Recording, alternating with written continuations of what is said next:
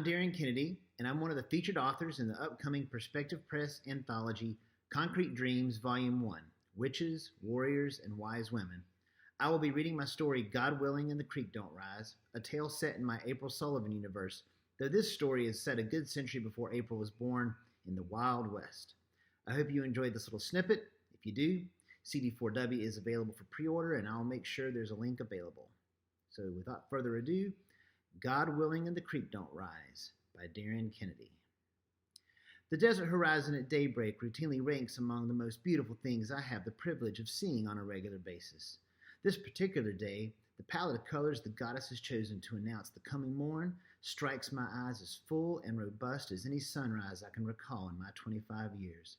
The deep gouge in the land that used to hold a raging river heads due east and disappears into the rising ball of warmth and light. The layers of rock within, like some old-timey painting that would hang in one of those fancy museums back east. The entire vista is so poignantly sublime, its beauty brings tears. If only the entire scene weren't upside down. The hemp cord that encircles my bare ankle bites into my flesh with 1,000 little fibrous teeth as I dangle from the corner eave of this fly speck of a town's excuse for a jail.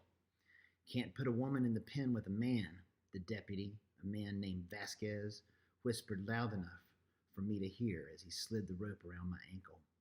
Wouldn't look right, the other man agreed. We'll just leave her out here till the sheriff gets back. The deputy tightened the loop of twine around my ankle and hauled me up into the air. Won't be but a couple of hours. A couple of hours. I'm going to wipe that shit-eating smirk off his leathered face. Still, a far better thing to be hung by one foot than a noose around the neck, I suppose. 5 months till the 20th century begins, and here we are acting like it's 3 centuries ago in Salem, Massachusetts. Will people never learn not to fear what they don't or simply can't understand? Hello? Comes a quiet voice from the shadows of the overhanging roof. Yes, I answer. Is someone there? A girl with tawny skin and thick brown curls, no more than 13 years of age, materializes from the shadows and slips quietly to my side. Who are you? She asks, studying the rope encircling my ankle, her Latin accent thick, yet easy to understand. Why have they done this to you? My name is Rhiannon, I grumble. As for why they've done this, you'd have to ask Deputy Vasquez. Vasquez? Her voice drops to a whisper. But voices approaching from around the corner. The girl's eyes go wide with fear. I don't quite understand. In a blink, she's gone. And that leaves me at the mercy of the lawmen of this town.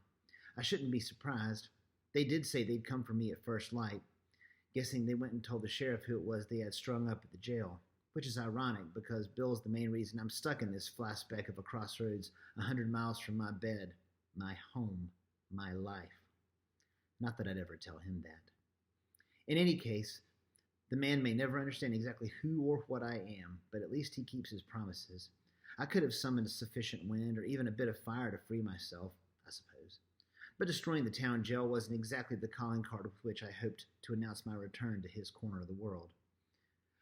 Around the corner they come, Sheriff William Blatt and his posse. Bill and I have crossed paths more than once since I moved out west. Not the worst man I've ever met by any stretch. In fact, we were friendly for a while after that thing in Five Pines last year. A bit more than friendly, truth be told. That's what you get when you mix a close call with death and way too much whiskey.